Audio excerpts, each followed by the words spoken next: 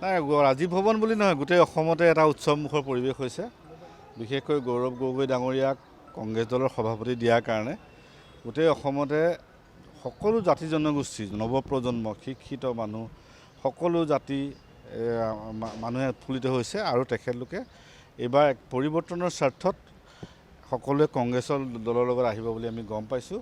আৰু আমি গম পাইছোঁ আপাৰ আছাম, লোৱাৰ আছাম, বৰাক ভেলী, কাৰ্বি আংলং, বড়োলেণ্ড সকলোৱে ভাবিছে যে এইবাৰ ২৬ত কংগ্ৰেছ চৰকাৰ হ'ব আৰু গৌৰৱ গগৈৰ নেতৃত্বত এখন আমি কংগ্ৰেছ চৰকাৰ গঠন কৰিবলৈ গৈ আছোঁ।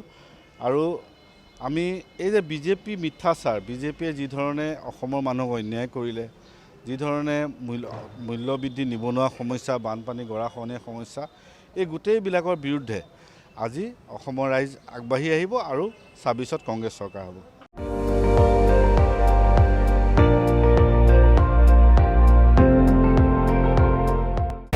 আপুনি চাই আছে ND24, সৰ্বশ্ৰেষ্ঠ নহয়, সৰ্বোত্তমৰ দৌৰ।